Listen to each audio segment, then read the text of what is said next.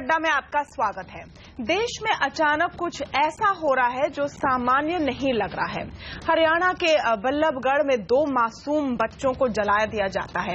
कसूर था कि वो दलित थे। जम्मू कश्मीर में बीफ बैन पर बवाल मचा हुआ है। पंजाब में धार्मिक ग्रंथ के पन्ने फाड़े जाने पर विरोध प्रदर्शन हो रहे हैं। लगता है कि जैसे बहुत सारी चीजें सरकार के कंट्रोल से बाहर हो गई, फिर वो केंद्र की सरकार हो या राज्यों की, या सरकारें सिर्फ उन्हीं मौकों पर दखल देती है जहां उन्हें सहूलियत लगती है। तो ये इक्का दुक्का घटनाएं हैं या देश में नफरत फैलाने वाले तत्वों का बढ़ता दबदबा? इसकी कीमत सरकारों से ज्यादा हमें और आपको चुकानी पड़ेगी। आखिर क्यों बदल रहा है माहौल और इसकी देश को क्या कीमत चुकानी पड़ सकती है? इस मामले पर हम आज खास चर्चा कर रहे हैं। हमारे साथ जुड़े हैं समाजशास्त्री professor Dipankar Gupta, market expert अब है आयमा, बीजेपी के नेता अमन सिन्हा और वरिष्ठ पत्रकार रामकृपाल सिंह। स्वागत है आप सबका आवाज अड्डा में। दीपांकर गुप्ता जी, सबसे पहले ये कहना कि हवा में कुछ बदल गया है, बेसिक प्रेमिस सेट कर ले, क्या ये सही है आपके मुताबिक या फिर ये सारे इक्का दुक्का ऐसे इंसिडेंट है?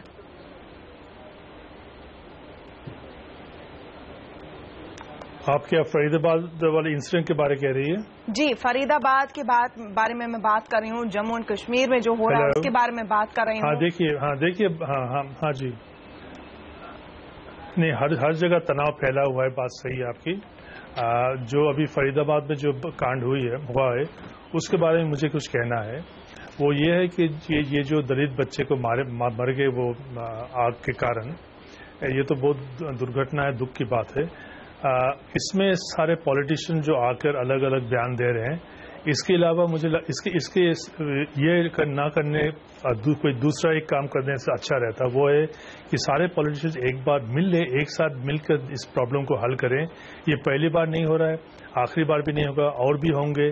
तो इसका प्रॉब्लम जो इसका काफी डीप रूट्स है, उसको इस तरह से एक पॉलिटिशियन आके दूसरे को गाली दिए उससे फायदा नहीं होगा। सबको बैठकर ये समझना चाहिए कारण क्या है, और कारण इसका जब तक नहीं हम समझेंगे तब तक इसे हल नहीं होगा। और मुझे लगता है कि पॉलिटिशियन को सबसे पहले समझना चाहिए। समाजशास्त्र, एकेडमिक, जर्नलिस्ट तो समझ गए हैं, पर उनको समझना चाहिए कि ये सोसाइटी में ये इस तरह का एटीट्यूड जो है वो हम बर्दाश्त नहीं करेंगे।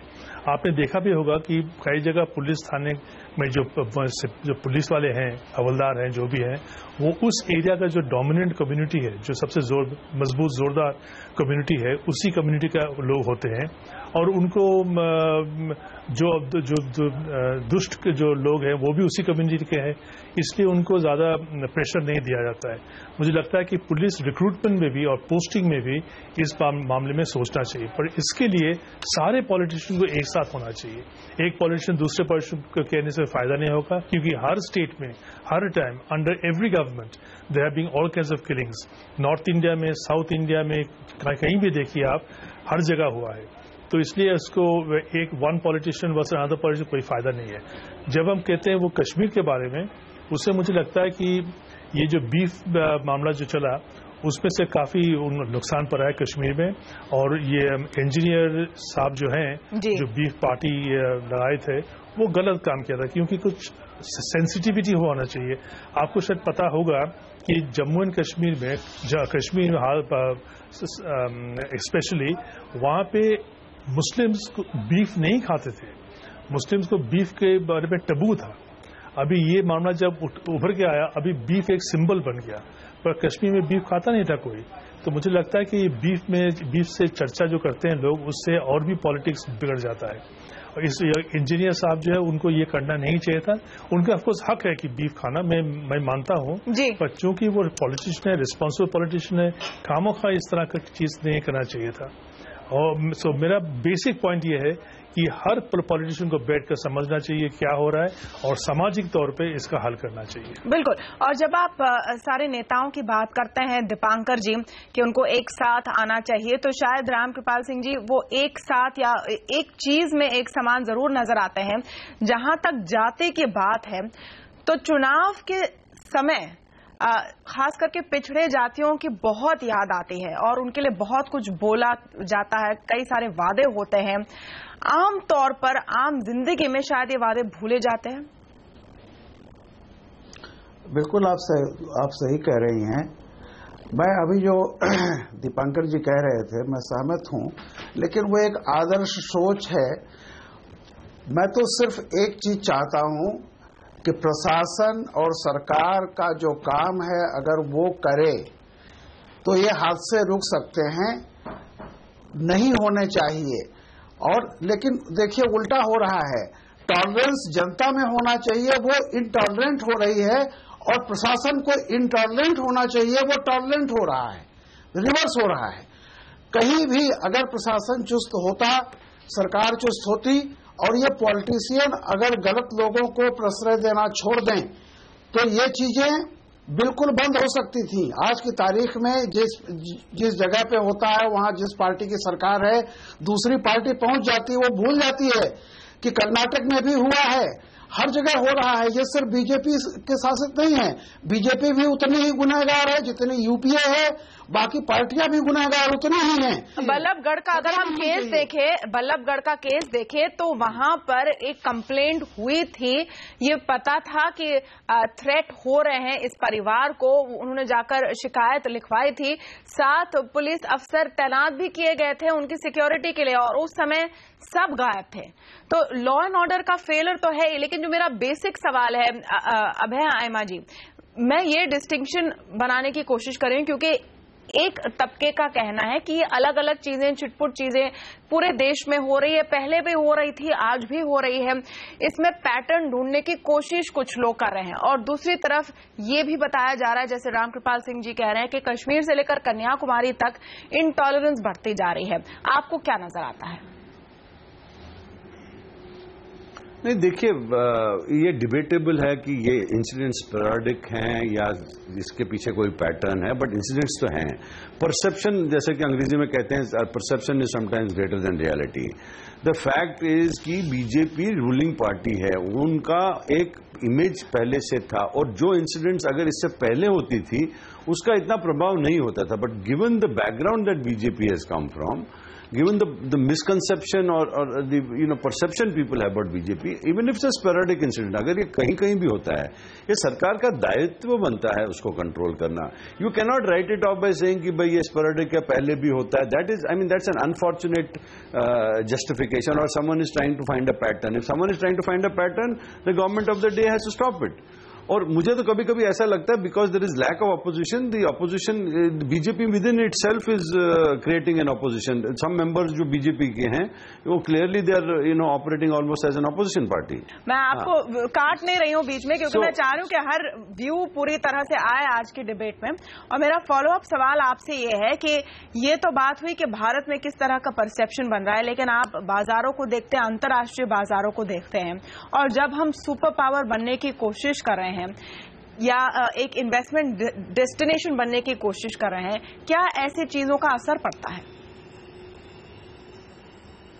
डेफिनेटली, पर एज आई सेड कि वो इंडिया इज, जैसे कहते हैं, स्वीट स्पॉट माना जाता है आजकल, given internationally the turmoil is there, we are doing very well. The government is steps जो उठा रही हैं डेवलपमेंट के लिए, द पॉलिसीज जो कर रहे हैं, they are very good. But because of this unfortunate perception which is, जो मीडिया में भी काफी people are talking about it, it is unfortunately becoming reshaping the investment climate for no reason.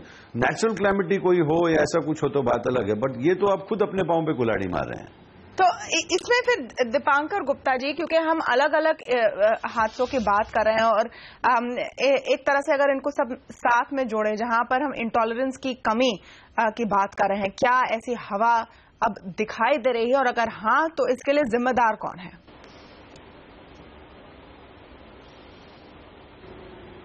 ये हवा तो दिखाई दे रही है, क्योंकि ये हवा हमेशा दिखाई दे रही थी।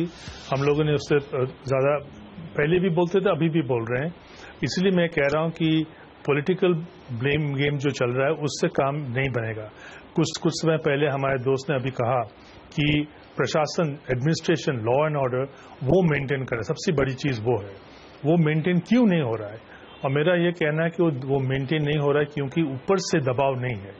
इसलिए मैंने कहा था कि सारे पॉलिटिकल लीडर अगर एक साथ मिलकर बात कर लें और एग्रीमेंट है हो जाए तो इसको बंद करना है, इसको सपोर्ट नहीं करना। पर बात यह है कि हर पॉलिटिकल पार्टी जब उनको मौका मिलता है then they support this bad elements, जब मौका उनको नहीं मिलता है तब बड़ी बड़ी बातें करते हैं। लेकिन दीपांकर जी, जो सिचुएशन आप बता रहे हैं जिसमें जो सिचुएशन आप बता रहे हैं जिसमें सब पार्टियां साथ में बैठकर बात करें, क्या वो लग रहा है कि कभी हो सकता है, क्योंकि आज तो ये स्थिति है कि हर पार्टी मौका ढूंढ रहा है कि कब सामने वाली पार्टी को वो घेरे, उन पर नकेल कसे, कोई आरोप लगाए, तो ये तो बहुत दूर की बात लग रही है। वो तो इन सारी बातों का फायदा उठाएंगे। मेरा सवाल है कि क्या आम जनता भी इस पूरे ट्रैप में फंसती नजर आ रही है? आम जनता जरूर फंसेंगे, आम जनता के लिए कोई उपाय है ही नहीं। इसलिए मैं ये कह रहा था कि अगर पॉलिटिकल पार्टी पर दबाव दिया जाए और journalist, mess media, TV stage ये कर सकते हैं, आम जनता नहीं कर पाएगा। आप लोग अगर कहें कि ये ब्लेम गेम छोड़िए, आप बैठकर अभी सब हल कीजिए, बात क्या है, क्यों इस तरह की चीजें होती है, why is the policeman don't work, police station के बारे में हम क्या करें अभी, जैसे कि पंजाब में हर पुलिस स्टेशन के साथ एक सांझ सेंटर भी है, वो सांझ सेंटर में लोग आके कंप्लेन करते हैं डोमेस्टिक वायलेंस पे, हर तरह की चीज, जैसे कि ये जो हो रहा था वो भी वहां पे कंप्लेन होती है, then they are able to take it up. Saanjh centre में कम्युनिटी के लोग भी होते हैं, तो सोचना पड़ेगा इस पे क्या हमें करना चाहिए to make the police effective. इसके लिए हम अकेले अगर बैठ जाएं और दूसरों को गाली दें, कोई फायदा नहीं, क्योंकि सब पॉलिटिशियन ने इसका फायदा उठाया, सब पॉलिटिशियन बारे में। तो हमारे पैनल पर जो नेता हैं अमन सिन्हा जी बीजेपी की तरफ से वो जुड़ चुके हैं। अमन सिन्हा जी, मुझे नहीं पता कि अगर आपने चर्चा का पहला हिस्सा सुना है, लेकिन हम ये मूल सवाल पूछ रहे हैं कि जो घटनाएं इस देश में इस वक्त हो रही है और बल्लभगढ़ उसमें सबसे ताजा दुखद घटना है, इसमें हम जोड़ रहे हैं कि जम्मू एंड कश्मीर में क्या हो रहा है, पंजाब में किस तरह से आग सुलग रही है, क्या भारत में एक फिजा चली है जहां पर टॉलरेंस की कमी हो गई है?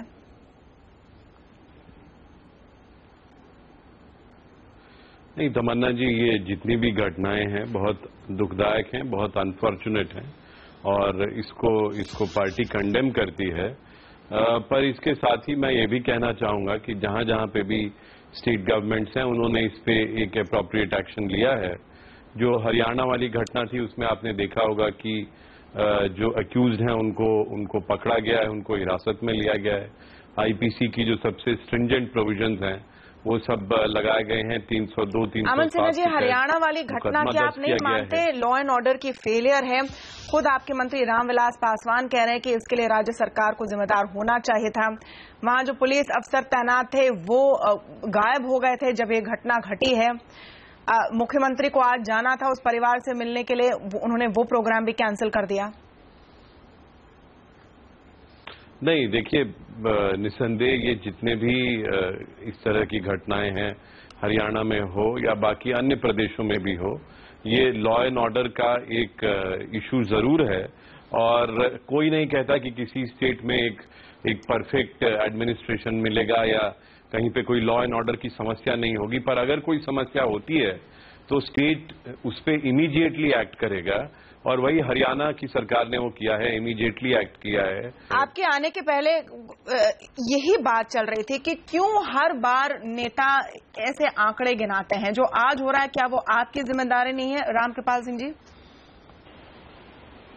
नहीं, मैं यही कह रहा था कि अमन जी से, हाँ, मैं अगर इसका जवाब कह रहा हूं कि बहुत आपने, अमन जी ने सारी बातें बहुत अच्छी कही। अगर इससे बच जाते आज के दिन कि कांग्रेस के राज में क्या हो रहा था, क्योंकि देखिए मेरा ये कहना है कि ये सभी जानते हैं कभी कोई रामराज्य नहीं रहा इस देश में, चाहे जिसकी सरकारें रही हों।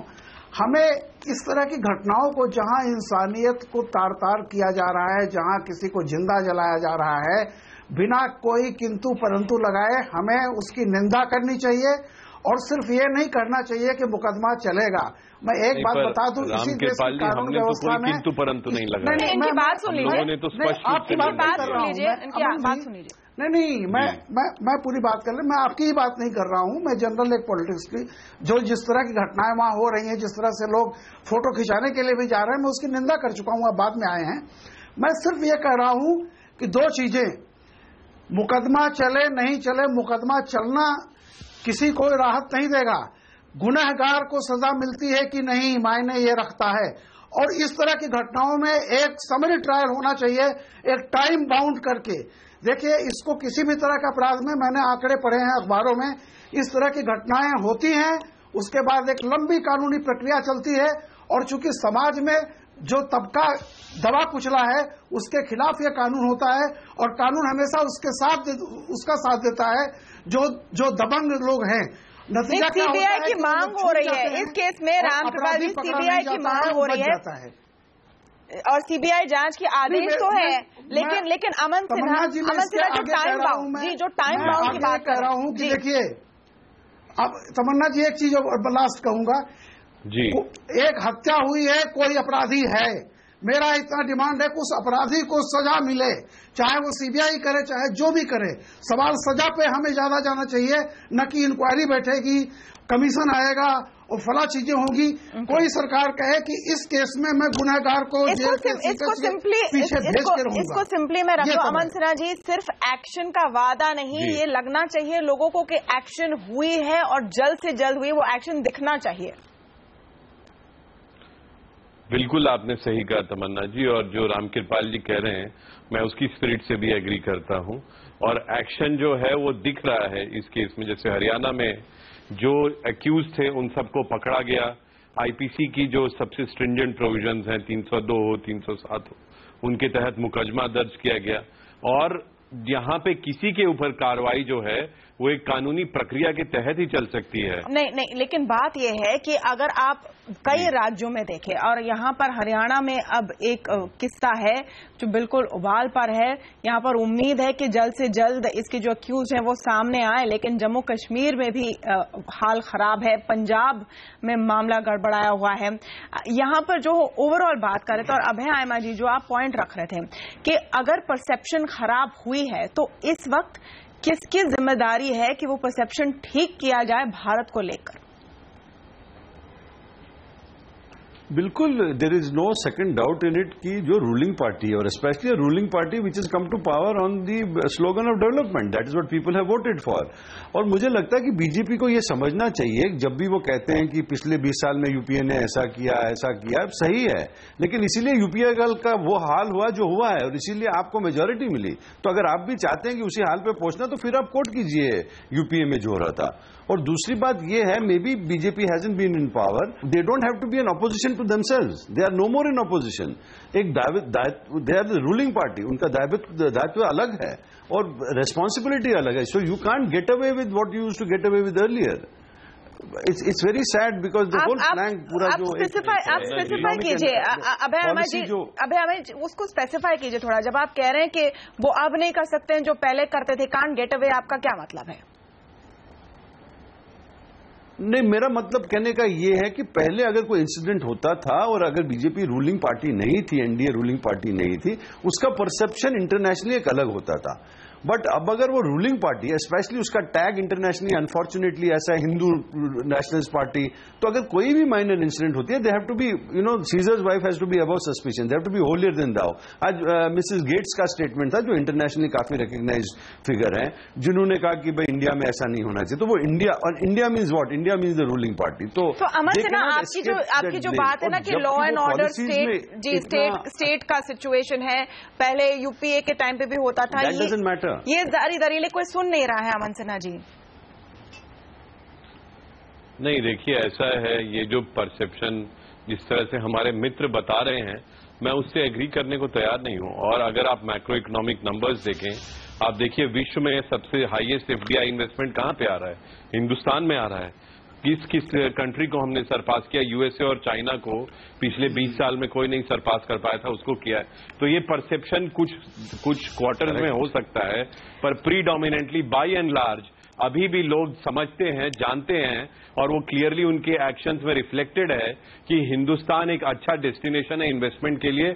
और इस तरह की जो इंसिडेंट्स है तमन्ना जी, मैं कहना चाहूंगा बहुत अनफॉर्चुनेट है कि उसको डिसप्रपोर्शनेट कवरेज जो दिया जाता है, और एक हिंदुस्तान की जो छवि है उसको इस तरह से परसेप्शन जो दिखाया जाता है, ये उचित नहीं है। मैं दीपांकर गुप्ता जी, नहीं, इस पॉइंट पर मैं रिबाट आपको करना चाहूंगी अमन सिन्हा, क्योंकि लास्ट लाइन ऑफ अटैक अंत में जाकर मीडिया पर ही गिरता है। आपको रिबर्ट करने की आवश्यकता ही नहीं है जी। नहीं, मीडिया की बात नहीं है। देखिए ऐसा है जहां तक आपके चैनल की बात है, अगर हाईएस्ट एफडीआई इन्वेस्टमेंट हुआ हिंदुस्तान में तो आपने उस पर डिबेट्स करवाए, पर कितने ऐसे चैनल थे जिन्होंने इस इशू को लेकर उस पर डिबेट कराया?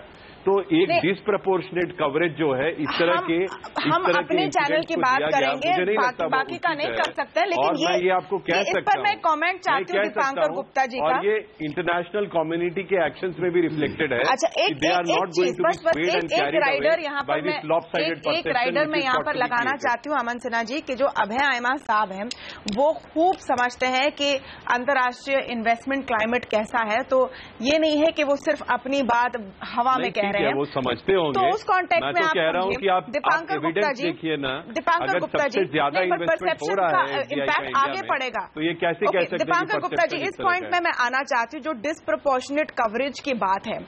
आज हमने बल्लभगढ़ में ये हालात देखे कि उन 2 बच्चों के शव उनके परिवार ने हटाए नहीं और कहा कि जब तक मीडिया यहां रहेगी तब तक प्रेशर बनेगा और हमें सीबीआई की प्रोब चाहिए, तब जाकर हुआ। और मीडिया पर हर बार ये आरोप लगता है कि आप लोग कुछ ज्यादा ही कवरेज देते हैं इन चीजों को।